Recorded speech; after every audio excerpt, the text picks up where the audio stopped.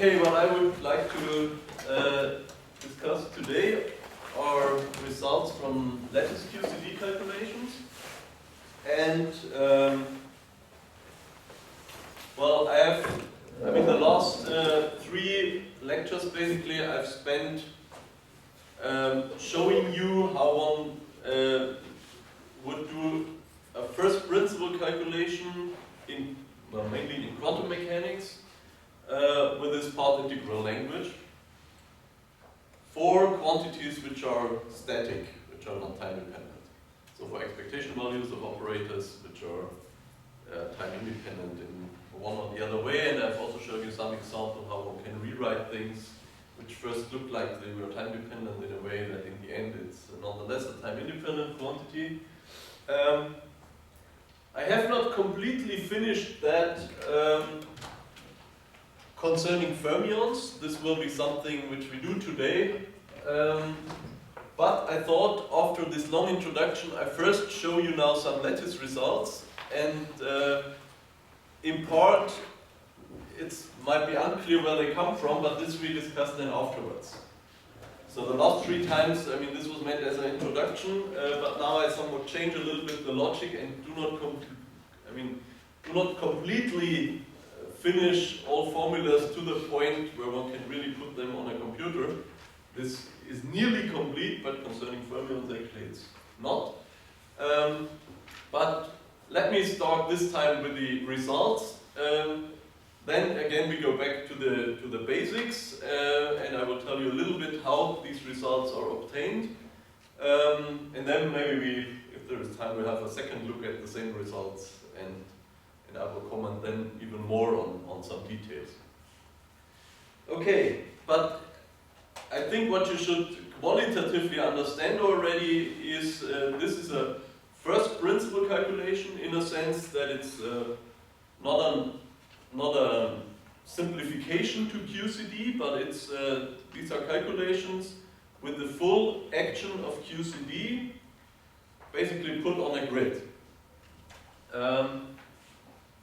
Good. Then let me start with some results for masses of hadrons. Now last time we have discussed these correlation functions in basically for a Euclidean time, such that one can translate this to something which one can simulate numerically. And I have argued, remember, if one has an operator which has one specific quantum numbers different from the vacuum, one can put this operator on a lattice side, put the adjoint operator on a different lattice side, and then basically evaluate this correlation function by now doing this path integrals and so on, integrating over all possible field configurations, looking at this quantity as a function of the distance of these 2 operators. And if the distance is large enough, one is sensitive to the lowest energetic state which has the quantum numbers of this operator which I've chosen. Okay, now suppose I choose an operator, for example a 3 Quark state, which has an up-up-down combination. This has the quantum numbers concerning at least isospin, this has the quantum numbers of the proton. I can also choose things, for example, which contain strange quarks.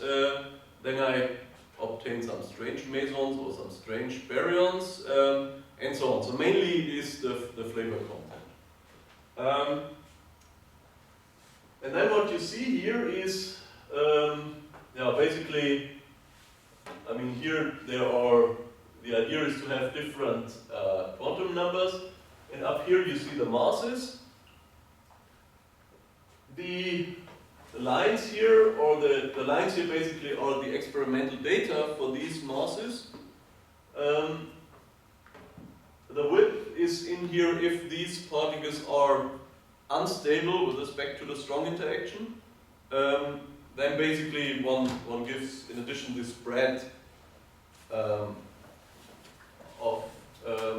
basically of a spectral distribution, which has the peak where one has the mass of this particle, but it has some finite lifetime, which translates to the inverse width. So basically this is the width then of states with this gray stuff. And the red thing, the red dots with error bars are calculations from Lattice QCD, and these calculations are now 5 years old, but they are basically state of the art. Thank you. And then there is one more thing which you see here, which are these blue dots. Now, of course, no theory which we know nowadays comes without parameters. The parameters of QCD, which one then has to determine at some point, the parameters of QCD for these particles here. These are particles which consist out of up, down, and some of them strange quarks. Isospin breaking is not included here, and therefore one actually has 3 parameters. Any idea what this could be for the whole QCD?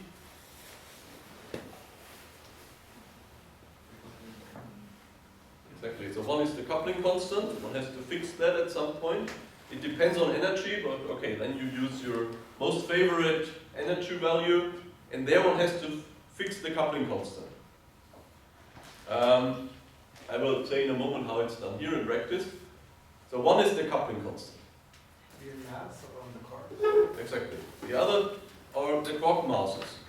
There is a strange quark mass, which one has to fix, and there is the isospin average of up and down quark mass. Okay, so these are 3 parameters. And what you see here are 3 blue dots.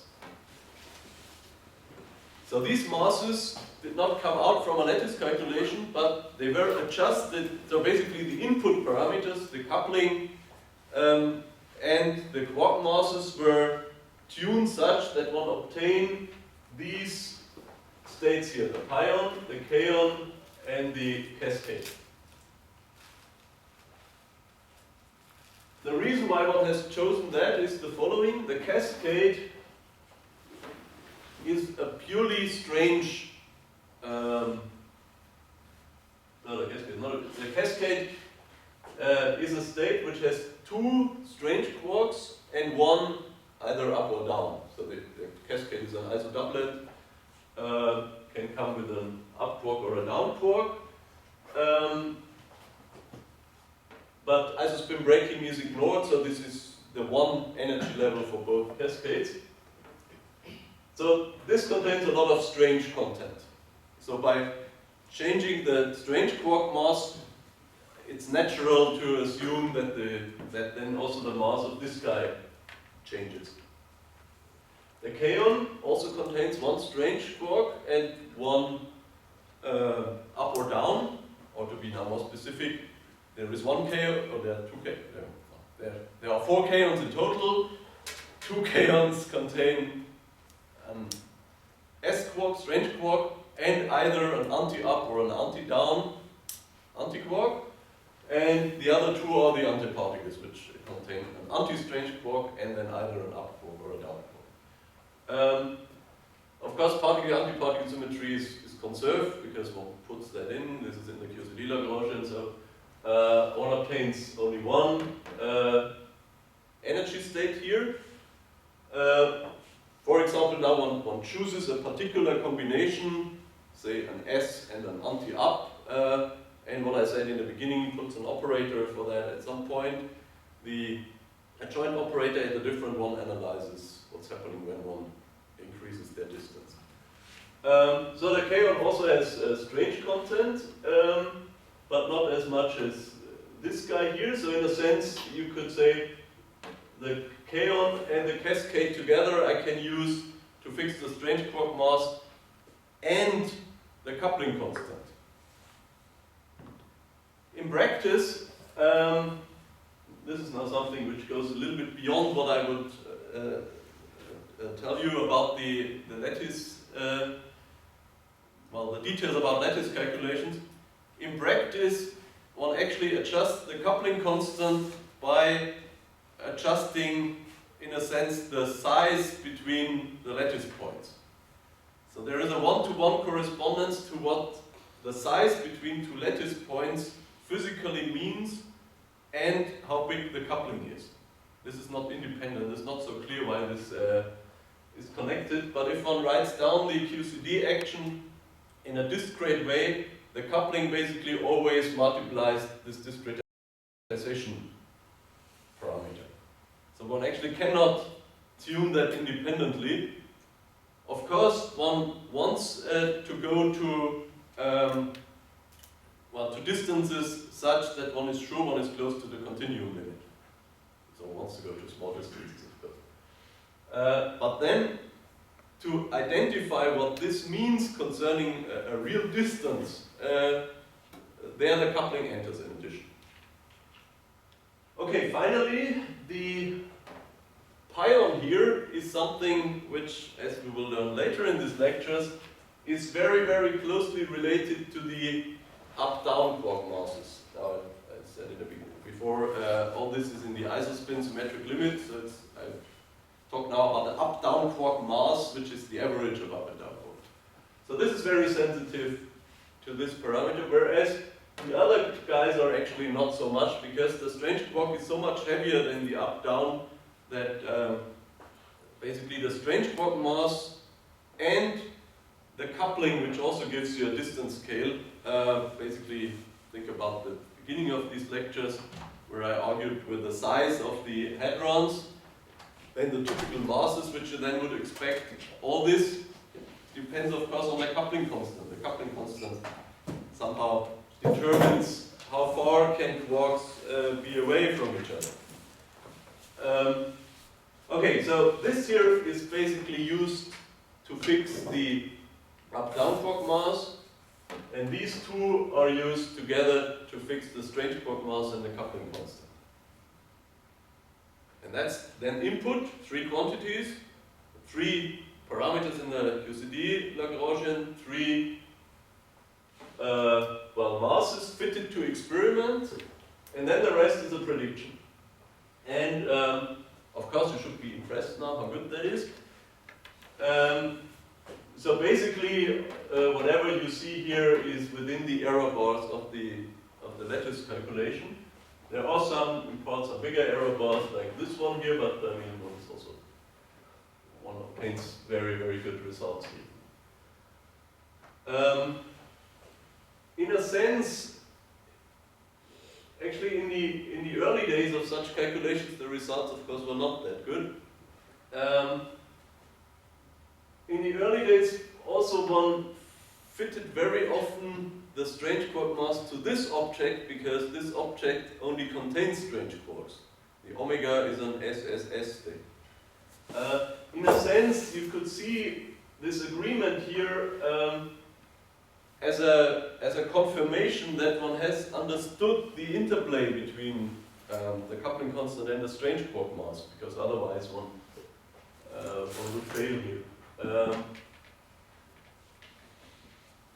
So basically what you see is for these states everything looks very nice. To the left here are mesons, to the right here are baryons. In particular, the proton-neutron mass comes out correctly. That's of course very nice, because if we want to understand something about our world, I mean the most dominantly appearing baryon is of course the nucleon.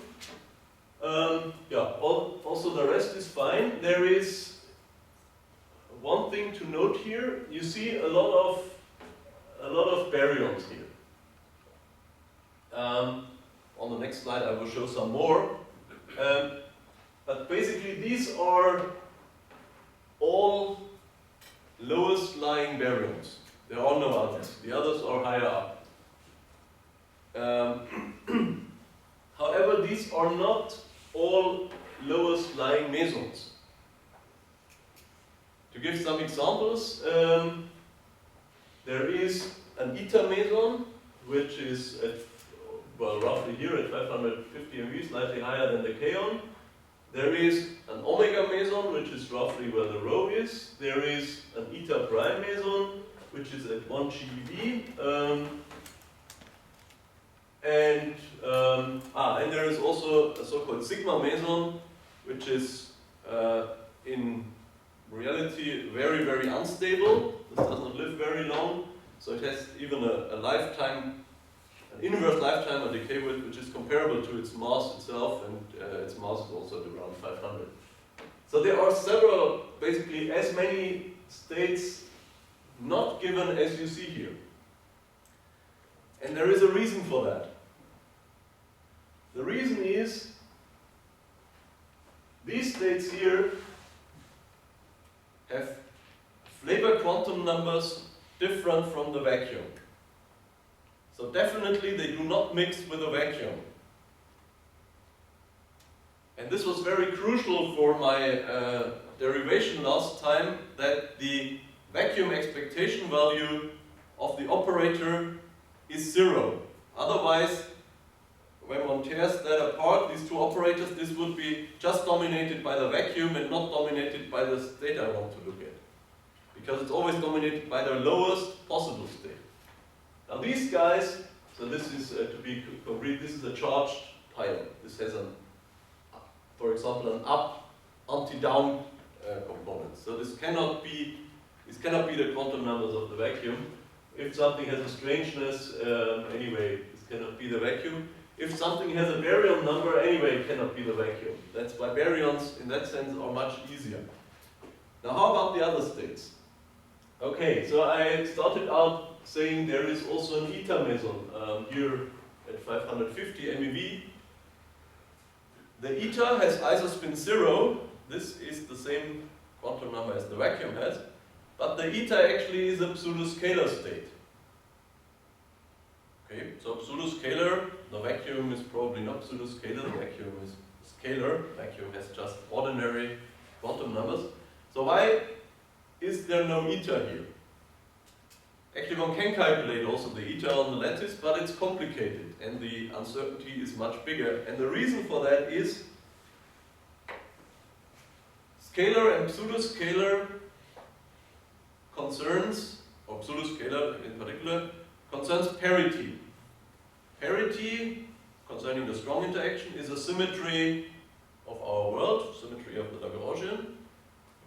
If I make a flip from all coordinates to spatial coordinates to minus these coordinates. Now, here we are on a lattice. This is not continuous space.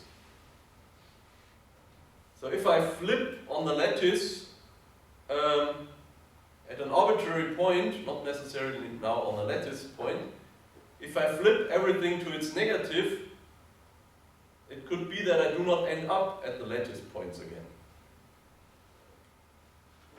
So parity is in general not a good symmetry of a discretized world. It's a symmetry of a continuous three-dimensional space. And this is a problem. If you put states on the lattice and the lattice does not have a specific symmetry, the same actually applies to rotational symmetry, to which I will come in a moment, then my states, in general, the states which I have, the energy eigenstates, they will not be eigenstates with respect to the parity operator. So every energy eigenstate has a mixture of different parities. Which means if I put an eta state there, which is in reality a pseudoscalar, however, this operator will have a mixture from scalar states. But the lightest scalar state is unfortunately the vacuum. So I will not obtain anything here. Except if I try to eliminate this vacuum by hand.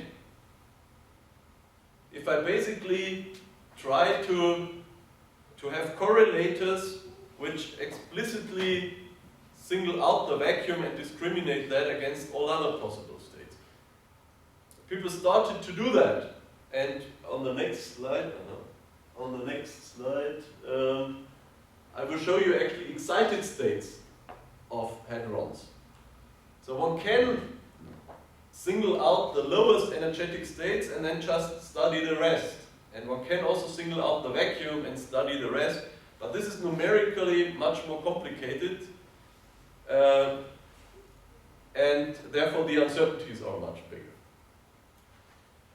What applies to parity also applies to angular momentum. Angular momentum is not a good quantum number in a discrete world. One has discrete rotations which still rotate the lattice sides onto each other and not onto a point which is not covered by the lattice points. But these are discrete groups. And basically one has to analyze the energy eigenstates with respect to these discrete groups and then try to figure out what is their overlap with the continuum rotational invariant states. So this is complicated. Again, this is something one can do, but the results are not with these small error bars which you see here, but they have much bigger error bars. The omega is such a state. The omega is an isoscalar but has vector quantum numbers. However, vector quantum numbers are also not good quantum numbers on the lattice anymore. So all isospin zeros mesons do not show up here. All these have well, strangeness and definite isospin. Okay, so that's why you see so little mesons here. Okay, then let me go through the next slides. So the message of the first slide was there, everything is well under control. Now one can try to look at excited states. These are very busy plots. So what you see here is, so let me guide you through that. Well, first of all, you see very specific quantum numbers here, especially parity. And well, a few seconds ago I told you parity is not a good quantum number. So here a lot of effort was put into isolating the good quantum numbers. Well, what would one do there? Well, again, one looks at these discrete groups, which are still good symmetry groups on the lattice. And in addition, you can also try to figure out how do the results change if the discretization size shrinks. At some point you expect, of course, that you are close to the continuum limit where, well, you have good quantum numbers concerning parity and angular momentum. So basically what you do is you study as a function of the grid distance how your energy eigenstates behave.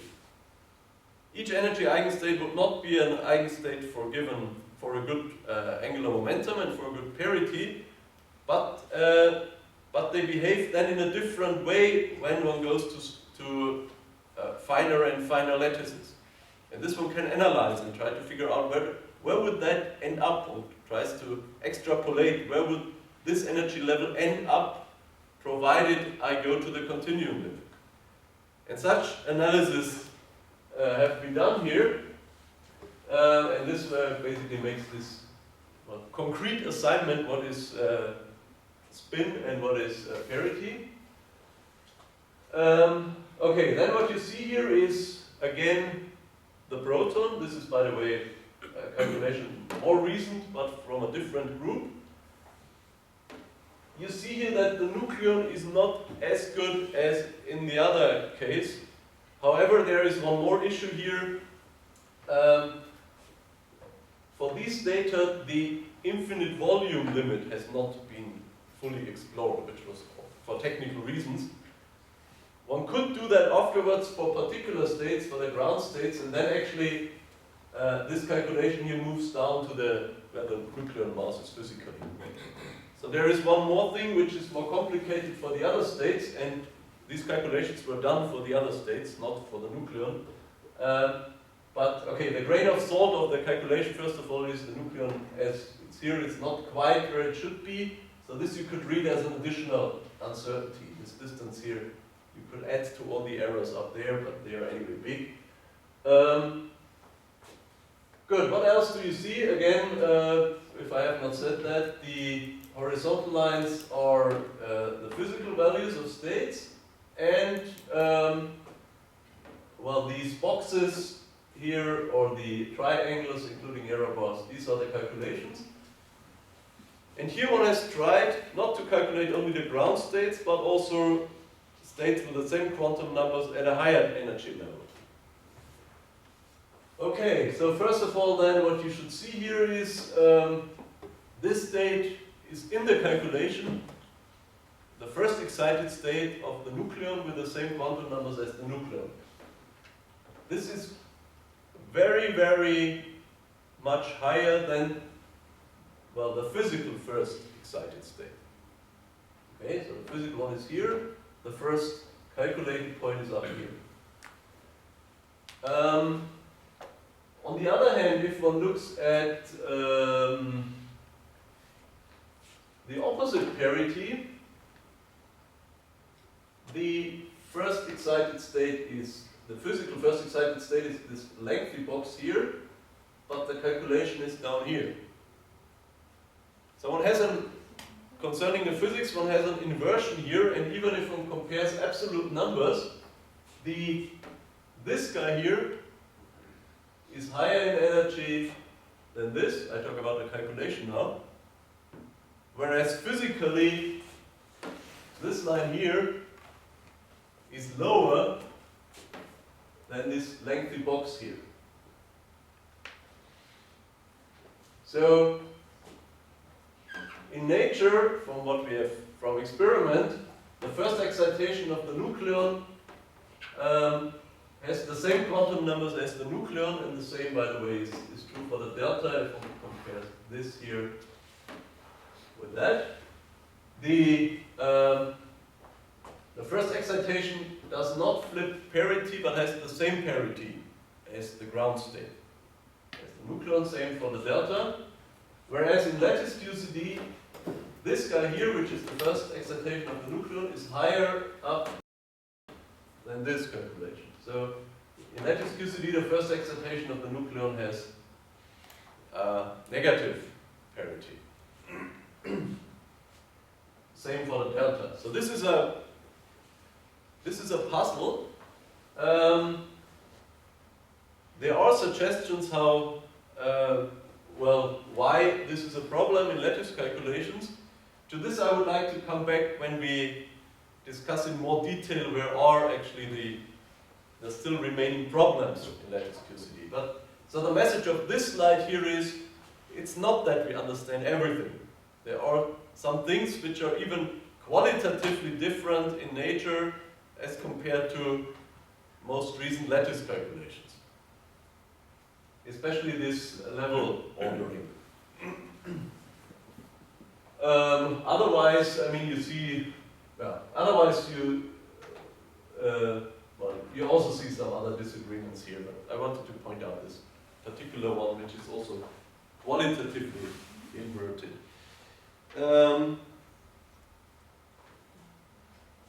This here is an older calculation, so this goes now 14 years back, but there are not, well, significantly better ones so far.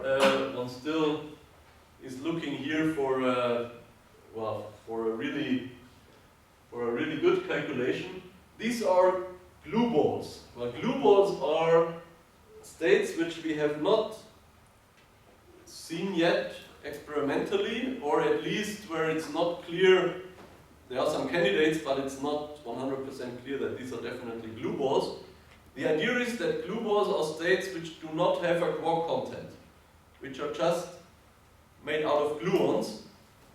And in principle this is possible, well, because nothing forces us to write down quark operators, because, okay, let's write down gluonic operators with specific quantum numbers.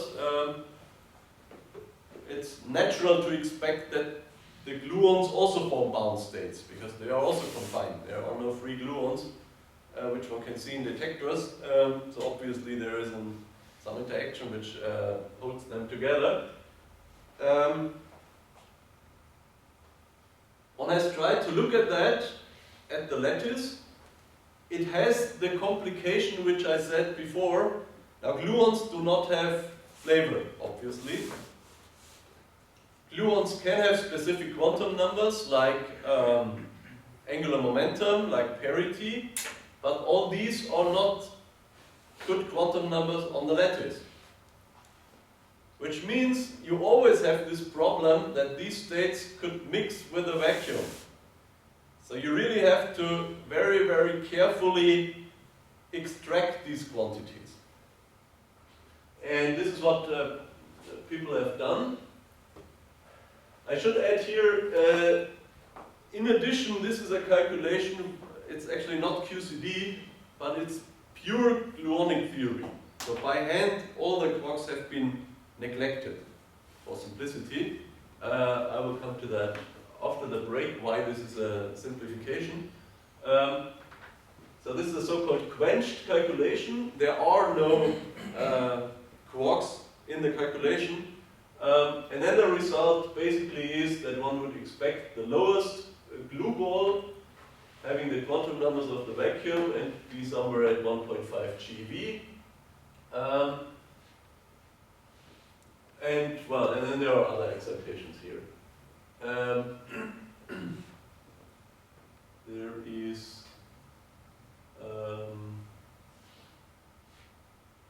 okay, that's essentially all I want to say here. So this is not a full QCD calculation, but at least this calculation shows that one can expect that there are also glue ball states.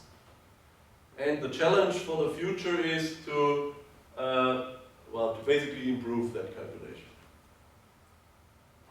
Okay, then, are there actually questions so far? Then let's see what's on the next slide. Now this is something we will discuss also after the break a little bit more in detail. This is the potential between a quark and an antiquark. So one puts a quark on the lattice, a quark operator, an antiquark operator. Actually, what one simulates there is that one really has a static situation having a color charge at one point and at a distance r, which is here arbitrarily normalized, at a distance r one has the other. One has the other state, and one basically determines the energy of this configuration. Just like experimentally, for example, you would measure the Coulomb law, the Coulomb potential. Well, the Coulomb potential, if the Coulomb potential would apply also to QCD, it basically would look like this. It would be at 0, minus infinity, and then it would level off here and stay below 0, because the Coulomb potential is just minus 1 over r potential for charge and an anti-charge. Of course, if it's repelling, then it would be a plus 1 over r potential, then it would look like this here. Now the difference to a Coulomb potential you see is that, well, this extends up here, well, to the plus region, and what you cannot see is that actually the fit through these lattice data is an overlay between a linear rising potential, and this is what you see here, and a 1 over r potential, which is dominant here. This makes sense in the following sense. If you are at small distances translate in a sense to large momenta, and large momenta mean that the effective coupling is very, very small. If the effective coupling is very, very small, QCD is very similar to electrodynamics. The exchange between a charge and an anti-charge in electrodynamics is a photon, and here the exchange is a gluon. So maybe the overall scale is different, but one also expects a 1 over r potential. And this is actually what one sees here. However, if one goes to larger distances, then one sees the difference between QCD, the qualitative difference between QCD and QED, and one has a potential which does not level off at 0, but rather rise. Now this still here is on a level of a few femtometers. This is all one can simulate on lattice. One cannot simulate a millimeter or a micrometer. But if this continues to rise, this would mean that the potential grows with distance. And this would mean to kick out or to isolate one quark from another one. Isolation really now means tearing it apart by a macroscopic distance. For this, of course, you have to overcome the potential energy. But the potential energy rises linearly, and it rises basically to an extent that you do not have this energy. Okay? So in a sense, this is a sign of confinement. If this keeps on rising forever, one has perfect confinement. One needs infinitely much energy to isolate a quark from an antiquark. So a potential which for large distances rises, for example, like R, of course also R square, harmonic oscillator would do it. In a harmonic oscillator, potentially also never get out of state. But linear is enough. Any potential which does not level off is enough to have only bound states. Okay, the bound states then sit somewhere here, concerning the energy levels. There are no free states then. Well, is this actually physically true? So this is a sign of confinement. Nobody regards this as a proof of confinement because for the proof of confinement one would have to calculate that for all distances and not just for a few femtometers. But it is a good sign that we are on the right track with QCD. Well, is that really all what could happen?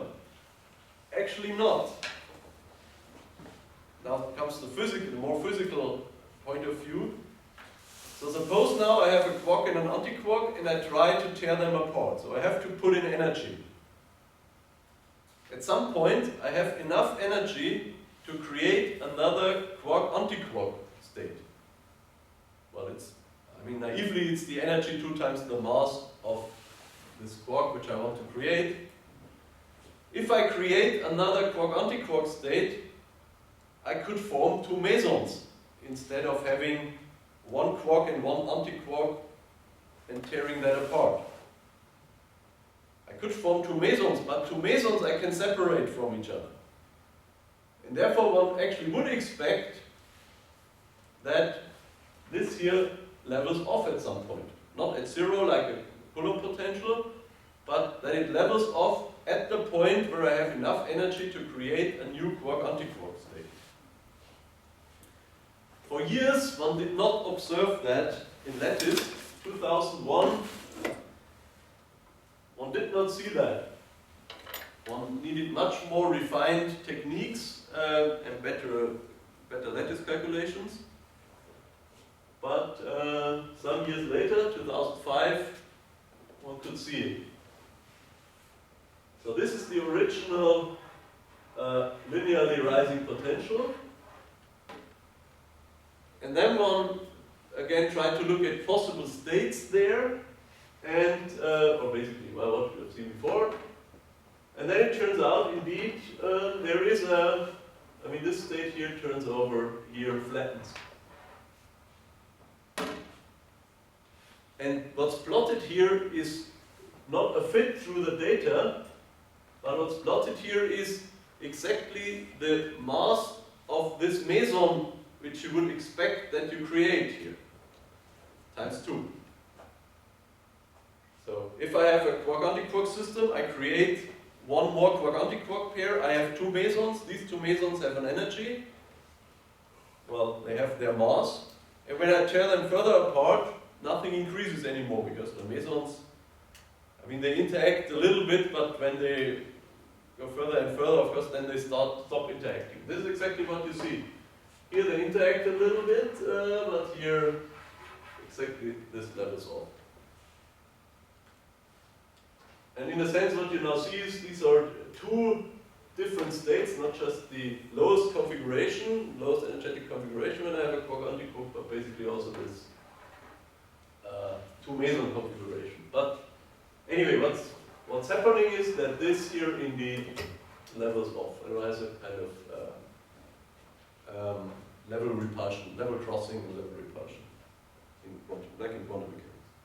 So what happens when you go to 0 and so the blue dots just go to 0? Or? When I go to 0 or to what? Yeah. So that goes to infinity. This goes to minus infinity. But for the state number 2. I mean, it doesn't exist, I guess, for R equal to 0. So it's I mean, this A now is. I mean, let me say one thing. This here is an arbitrary normalization, but this here is really the lattice side distance. So you cannot go further down than 1. Okay. If you would. I mean, of course, you can put everything on the same side. Then you're at 0.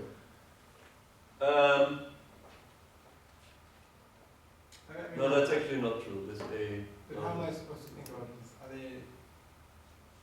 So, I mean, so they're interacting. I mean, so at this distance 2, for example, yeah. or 3, then there's the interaction between the meson. But you haven't yet reached a level where they have been created, because that's where the cutoff is, right? So. Okay, so what you really do there, you're right.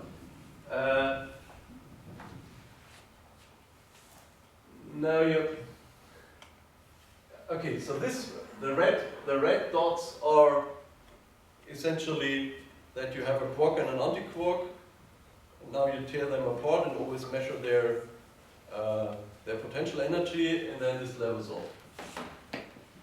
Here, these blue dots you obtain by actually putting two mesons at a distance. And then tearing that apart. And the funny thing is that it's not that just the mesons cross here and these dots continue with a red line, but that there is really that this state here goes over here, whereas the two mesons stay, or that the excited state goes. So that I'm trying to think about it in time. I'm just trying to think about it in time. What happens when you put them that far out? Then there's enough energy to create this extra pair, and that creates the mesons. Yes. And then it starts over at 0 for the meson system, or. I think the better way to look at that is you study the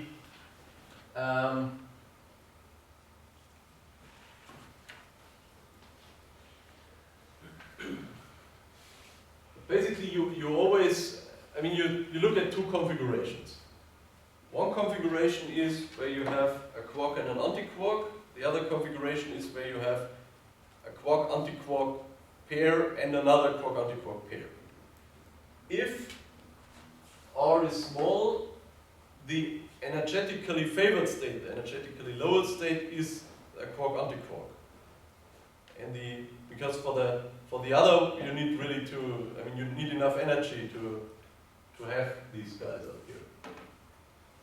And now at some point it's energetically favorable. The quark-antiquark state, the meson state, quark-antiquark and quark-antiquark, is energetically favored. And basically the red dots are sensitive to the energetically favored state, and the blue dots to the next one. Not to the favored one, but to the first excited one. So up here, it's energetically disfavored to have a pure quark-antiquark, because you have already put so much energy in your system that it rather releases some energy and forms two mesons. So if you would read this dynamically, then, I mean here, I mean you pull and pull and pull, but all what's in is potential energy. And then from here on, basically you build up like a string, like a rubber band, and at that point this rubber band gets broken. And then these two remaining rubber pieces, when you put in more energy, I mean they just start to move. But what you measure here is just the potential energy, and therefore this levels off. Of course, I mean dynamically, then this stuff would just get kinetic energy and having no potential energy anymore.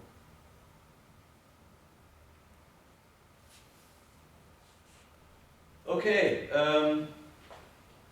the final slide is basically only to show you that one can, well, not only look at static operators and tear them apart and measure basically the reaction of that as a function of the distance, but my second example for static quantities was this, well, basically moments of an energy distribution, or moments of a Fourier transform of a temporal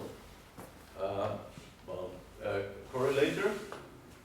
And here you see such moments. So this is basically to show that one does not only look at hadrons, but one also tries to look inside of hadrons.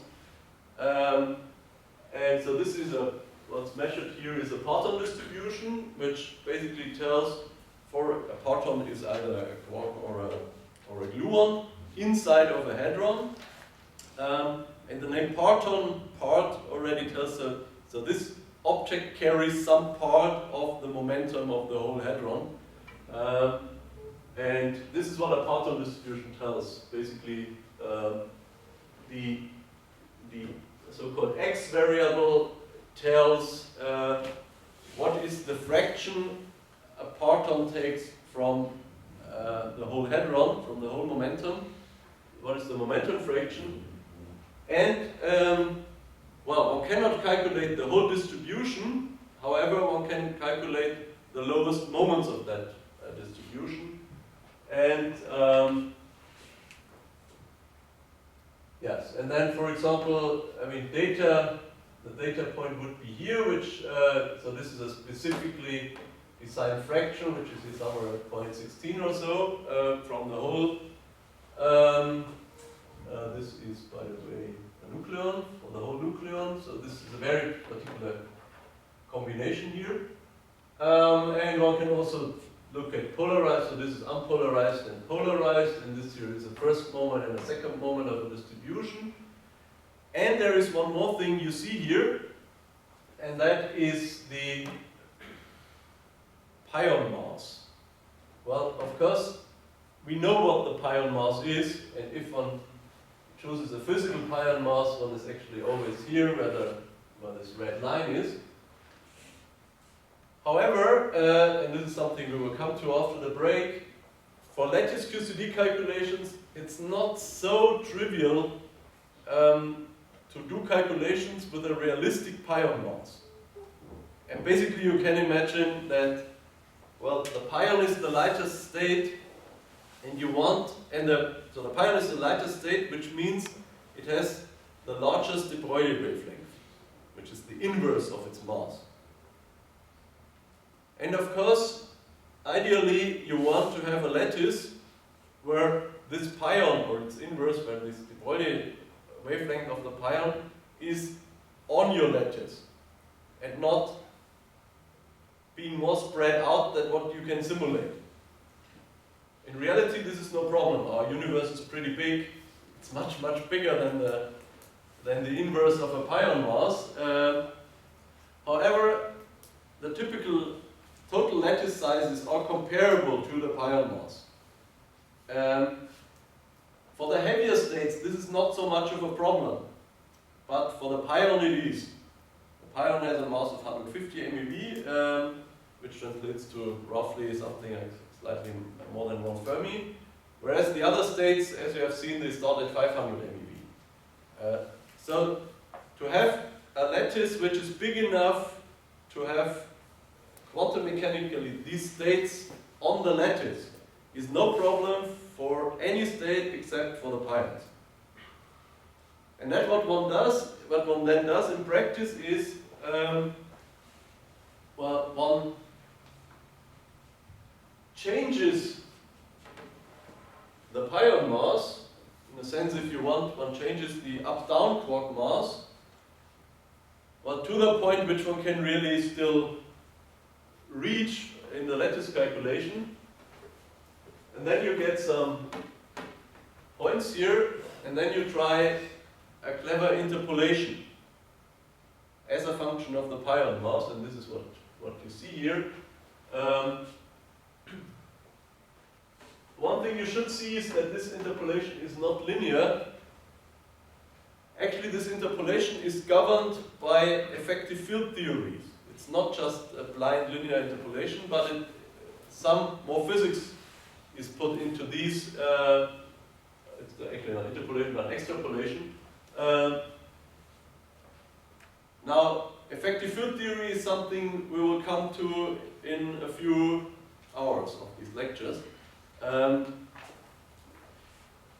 So the bad message here is, concerning these calculations, they are so complicated that one cannot reach yet the physical pion mass, or one cannot reach physical up-down quark masses yet. One has to have simulations with larger up-down quark masses. But the good thing is one can have them for different up-down quark masses. So in that sense, it's, for theoreticians, this is nicer than nature. We can change one thing which in nature is fixed. And we can change that and see how systems react to that. Actually, all the plots which I've shown you so far, concerning the mass of the nucleon, the delta, all the other states, one can analyze all of them as a function of the pion of this, well, numerical pion mass. And one can, well, on the one hand side, one can develop techniques, very clever techniques, how to extrapolate here, but one also can learn some physics by looking at the mere dependence on the pion mass, provided the pion mass in total is not too big. Yeah, and it's unclear so far what too big actually means.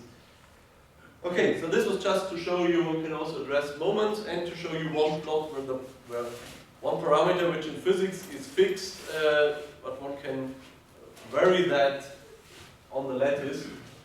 Of course, the ideal lattice calculation would be something where one can vary this parameter and nonetheless go down here such that everyone describes also, that one has a calculation also for the physical up-down quark mass. Okay, then I would suggest we make a break, and then I tell you a little bit more in detail what's really done in these lattice calculations and where remaining challenges are. Okay, we make a break till 2:25. I've actually plotted these, I printed these lattice results for you. So maybe some of you have printed them already.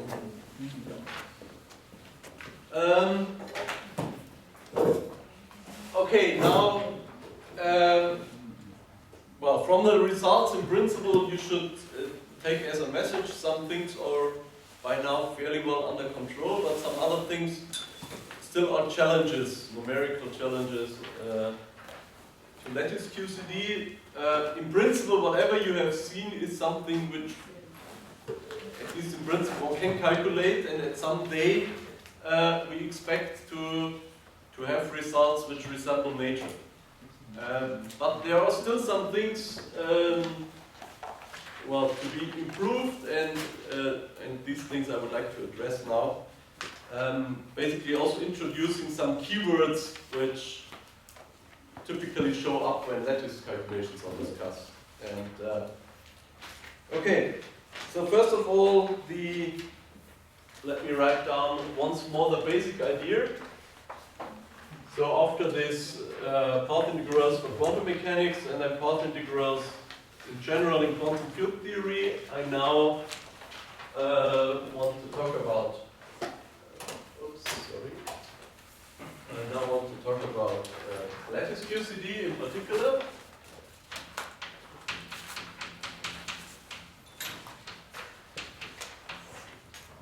And well, basically, the key issue is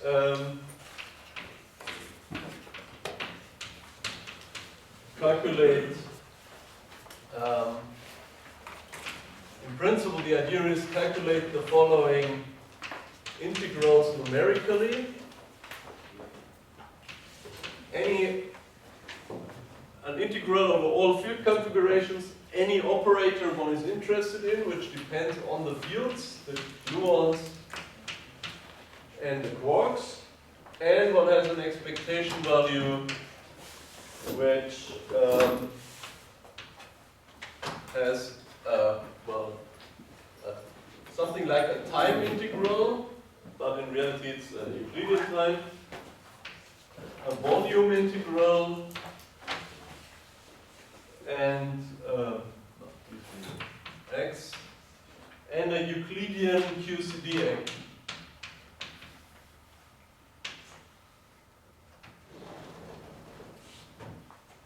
So I want to calculate this here for large eta and large volumes by a multicolor integration.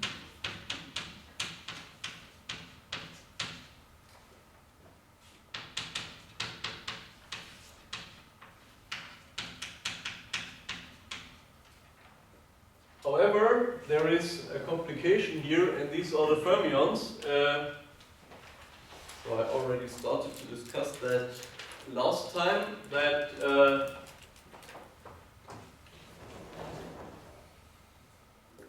in reality one cannot do this here numerically, so we need one more refinement here.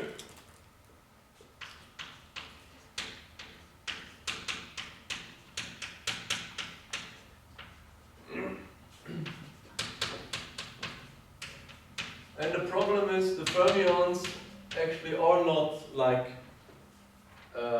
quantum mechanical degrees of freedom. They do not commute in the classical limit where h bar goes to 0, but actually they anti-commute. So the essence is they do not have commutation relations like quantum mechanics has, and like in quantum field theory the bosons have, but they have anti-commutation relations. And this implies that even if h bar goes to 0 and we go to a classical description, or we go to,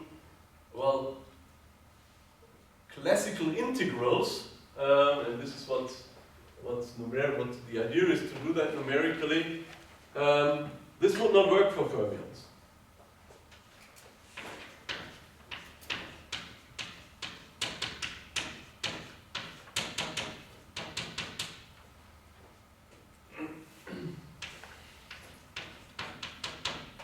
Because these guys are anti-commuting and not commuting.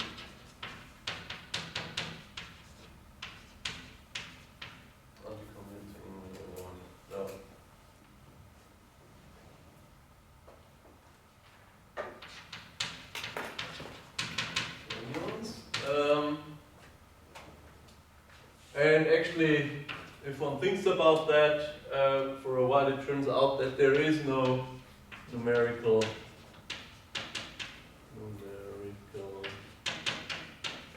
path integral.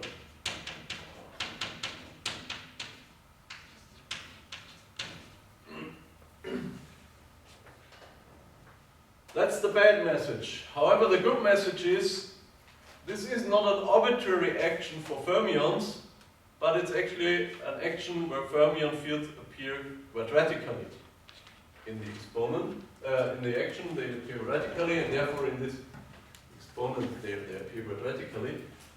And, well, actually, now independent of fermions or not, integrals where fields or degrees of freedom appear quadratically, one can do this analytically. And so there is no need to do it numerically. So let me reformulate things such that in the end we really have an expression which one can simulate numerically.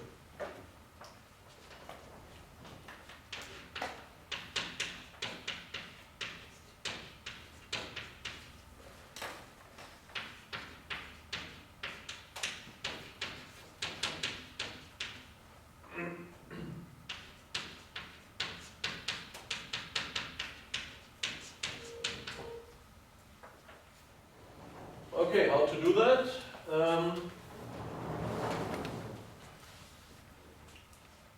So let me rewrite the whole thing.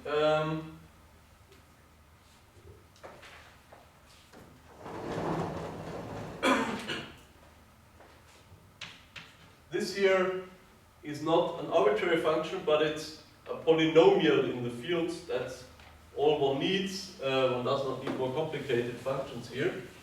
So this A is a polynomial.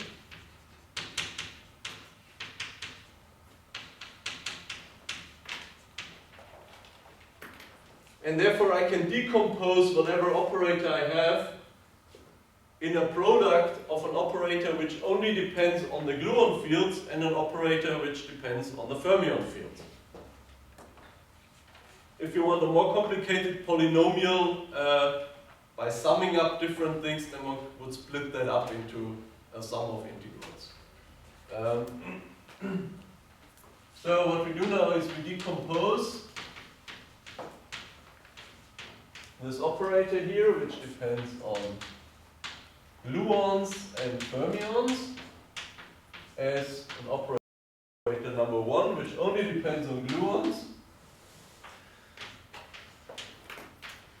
and an operator 2, which depends on fermions. So note typical examples are that things depend on fermions. For example, a correlation function for a nucleon or for a meson. There, of course, the Quark fields appear. Gluons would be just this here.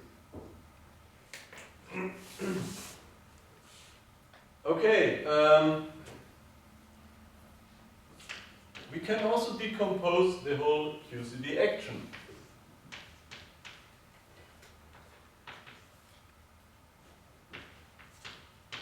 Into a part which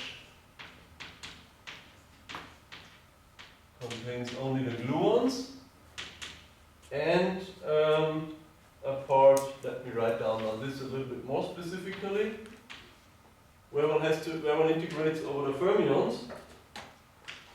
So this looks like this.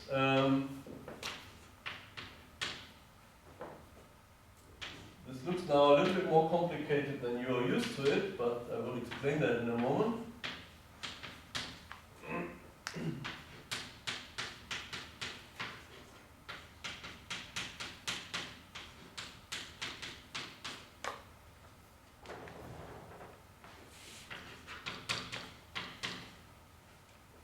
So this matrix M here,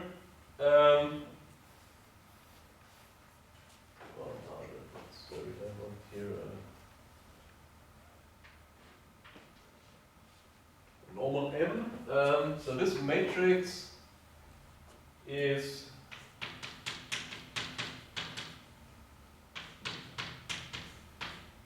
ID slash the gauge covariant derivative minus the Quark mass matrix. That's why I want to distinguish a little bit this from this object here.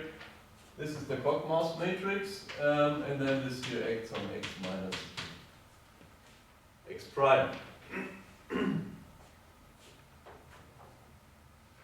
So in principle, if you integrate here over x prime and tau prime, so this is a and also this here, tau minus prime. If one if one integrates over the prime variables, one obtains the usual action psi bar, then this operator here acting on psi. I have written on purpose this in this slightly more complicated way to make clear that what you see here is actually a matrix multiplication. These are the fields at different, well, tau and space points. By the way, this x here, this here is, let's start with this guy here. This x is tau x, and so on. So one has here these guys at different space and tau points. So I could see this as a vector with all different space and tau arguments. Here I have another vector with other arguments, and I sum over all these arguments, and in between I have a kind of matrix which of course has the index of this guy and has the index of this guy. And anyway, I talk about doing this numerically on a grid, so it completely makes sense to reinterpret these integrals here at summations over different grid points. So this here is a vector matrix vector scalar product. And I want to write it in that way and not with one space-time variable, because in this latter case one would not see this matrix structure explicitly. Okay, so if I understand this as a kind of matrix, so then let me even write this a little bit more formally. I want to write this as in an abbreviated form as a product between, well, this vector in the sense of a vector with components, just the values at the different space and tau points, and well, then I have a double, well, basically a matrix product here between vector and a matrix, which gives a matrix again, and then the corresponding row and column vectors. In total, this gives a scalar object. Okay, why do I do all that? Because in the end, I'm interested in an integral over all these variables psi,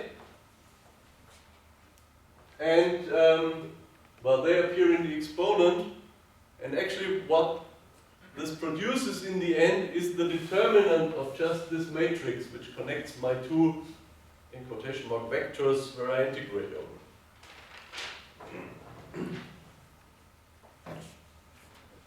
over. Well, one important remark: this M here contains a covariant derivative, and in this covariant derivative is of course the gluon field.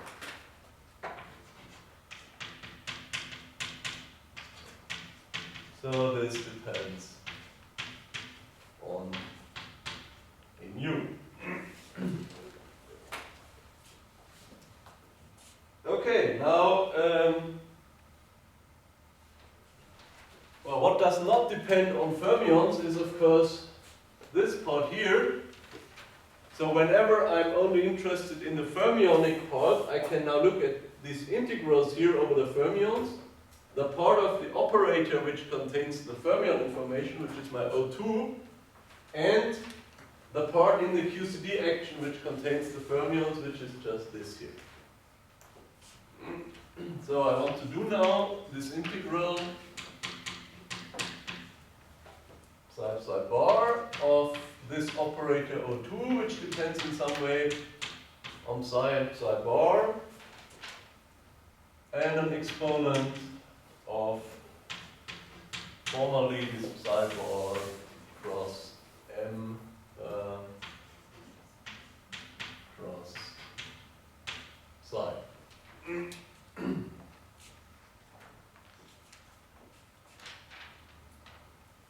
this here is a polynomial in these fields, and whenever one has a polynomial, one can write that as derivatives with respect to a source. Well, there is one issue with this anti-commuting observables here, which brings now a sign which I don't want to justify in detail, but so for this, well, you either have to remember the quantum field theory lectures or next year come to the quantum field theory. So now I rewrite this in a way which essentially is what I have derived last time for this generating functional. So I obtain psi as a derivative with respect to a source, which I call eta bar.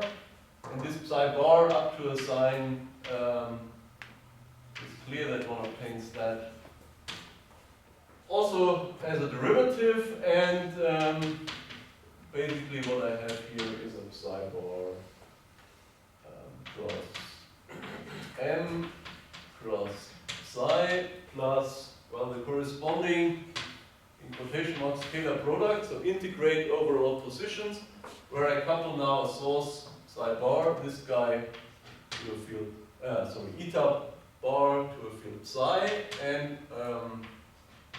I couple a source eta to psi bar.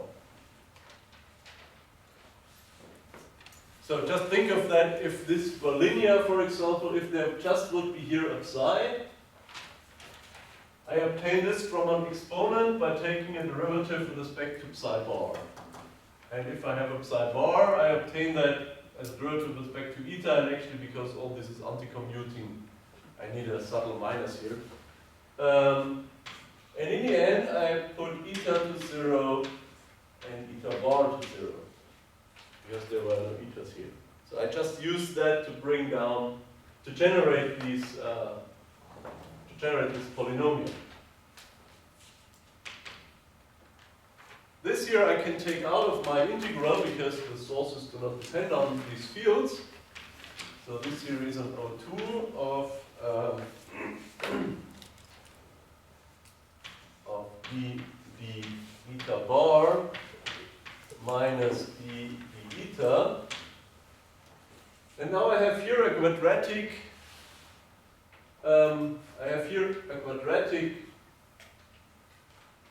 expression in the fields, and I integrate over the fields. Now this is again a step which I don't want to justify. This one derives in quantum field theory when properly dealing with these fermion fields, but the result is that, of course, one knows something about this m here. It is a determinant of this m here, and an exponent, this one just obtains by completing the square, and an exponent with minus eta bar. The inverse of this operator here times eta. And in the end, after doing all derivatives, one puts eta to 0 and eta bar to 0.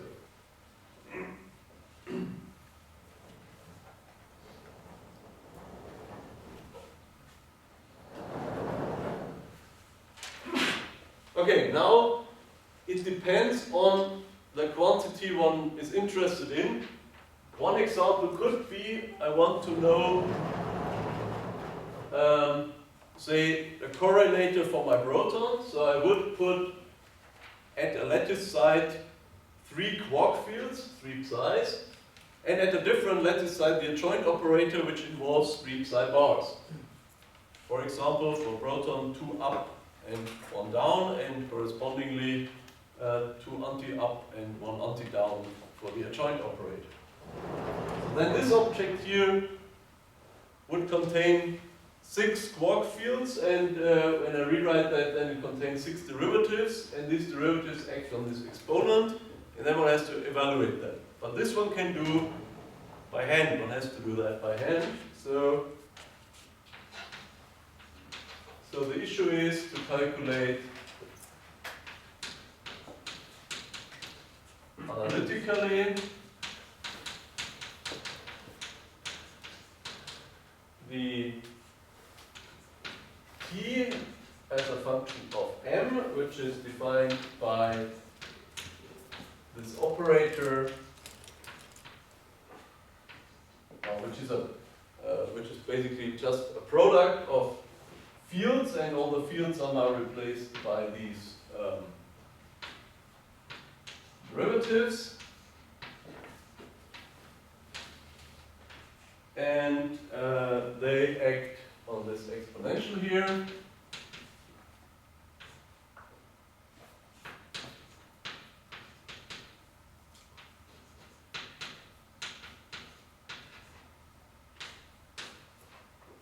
So this one can calculate analytically.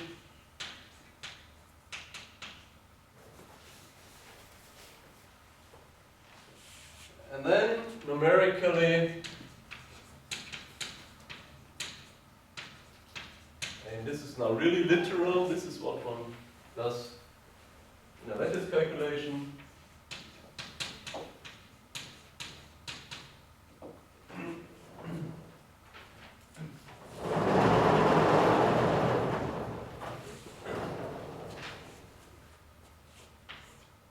One can do the integral over all the gluon fields with an operator which might depend on gluon fields. Then this guy here. But remember, this guy is actually a function of the gauge fields. So let me make this explicit. This here depends on the gauge fields. And then what I have not written down is the determinant of m, which again in turn depends on the gauge field. And the action over the exponent over the gluonic Euclidean action.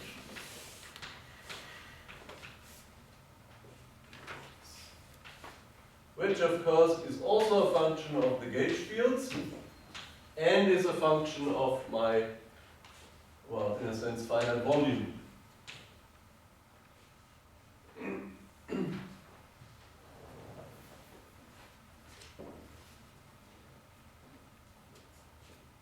Okay, so this is what then really evaluated numerically, and I think I already said that last time.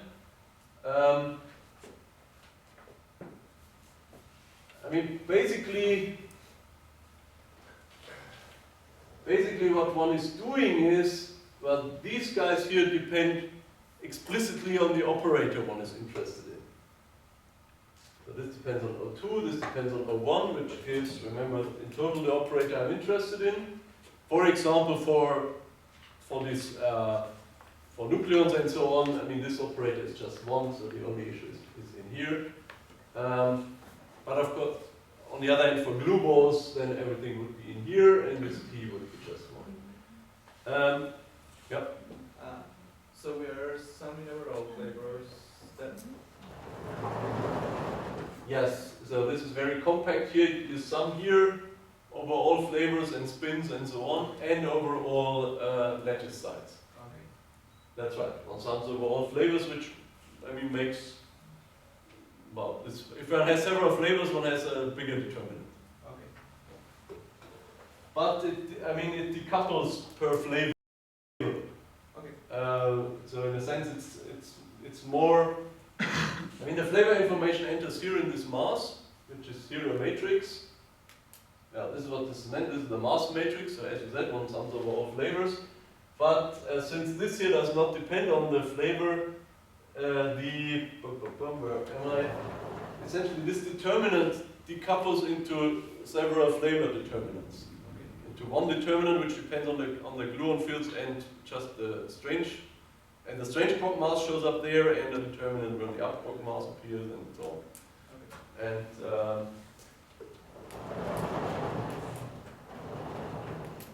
maybe one remark: I have not commented on any heavy flavor so far, charm or bottom or top. I have said one thing concerning sizes. If the lattice is in volume too small, light particles do not fit in there. Of course, there is a second problem with the discretization. If the lattice is too coarse, very heavy particles do not fit in, because then their de Broglie wavelength is smaller than a lattice distance. Okay, this one also does not want. So the de Broglie wavelength should not be larger than the total size of this lattice, and it should not be smaller than the distance between two lattice sides. This actually means that one cannot straightforwardly calculate this for bottom quarks. I think one started to do that for charm quarks, but also there one uses other techniques which are again effective field theory techniques. One basically tries to integrate out analytically the heavy quarks and obtains an action which is then only sensitive to the degrees of freedom which fit on which are not too small to fit on the lattice. So in that sense, in practice, this is typically 3 flavors. One talks about 2+1 flavors. Okay, I think since time is running out, the discussion of the challenges I would like to postpone to next time. Still, there's one thing which I would like to show you for pedagogical purposes, and this is you also should see how lattice calculations improve. And, well, let me say one thing, what I will address again next time. Here is a determinant which one has to calculate. A determinant is something which, so this is a determinant of a matrix, and the matrix is given by values at all lattice sites, okay, among others, and all flavors and all spin and particle antiparticle, but all these are just discrete multiplications, but lattice sites are many. And if you think how a determinant is calculated, a determinant basically takes values from the first, take one value from the first row, one from the second, one from the third, and so on. So it always builds a product which contains values at very, very different space points in my lattice. Okay? Whereas here, this action here is a local action. So, if I have a specific gauge configuration, I integrate here over all possible values at different space points. Now suppose I start to change my configuration, which then would be my next integral. Then I can change this locally, and this object here does not change much, because this decomposes into the different lattice sites while connected to next neighbor couplings. But it does not change much, say in an area where if I do not change the field configurations in a spatial area, then also this part up here does not change, which just covers a different spatial area. And anyway, I have to sum over everything. Whereas each single value of this determinant involves every space point somewhere on this lattice. Because this is what a determinant is about. So this determinant is highly non-local and correlates arbitrary distant lattice points. This is something which is numerically extremely expensive. And of course, the more lattice points I have, the more expensive that is. This here, to evaluate this, is not much more expensive if I increase my number of lattice points, but this here becomes more and more expensive. Therefore, actually in the old days, one just skipped this determinant. That's of course then not lattice QCD, that's not QCD anymore, this is an approximation, and I will come back to that next time, what, in a diagrammatic language, what one actually has thrown out by doing that. Essentially one has thrown out everything with a closed fermion loop. However, one has kept everything with arbitrary many gluons. And one has kept, keeping this here, also external fermions, the operators one is interested in. Now what I want to show you, finally, I will readdress that, but just that you know there is an approximation from the old times where the computers were not as powerful as they are nowadays, where one just skipped this determinant here, and this is called quenched QCD. And now I show you a calculation of the same particles which we had 1 hour ago with quenched QCD from, well, 10-15 years back. Probably I should know that. From 10 years back. And since this is an old calculation, I now use an old technique to show that.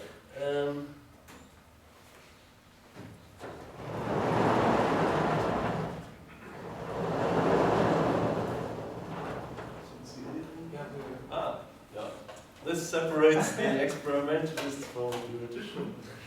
Well, at least I can make it cheaper. Sure. Okay. This is one more time a spectrum. Nucleon, for example, you might remember from before. Kaons, K stars. There are no rhos and no pi's in here.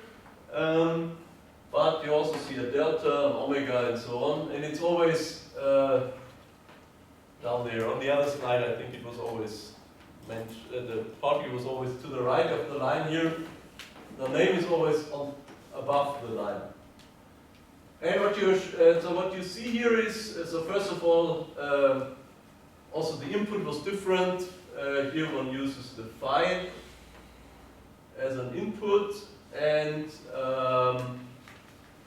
one uses a very different quantity to fix the coupling constant. Actually, one uses there this the confinement potential.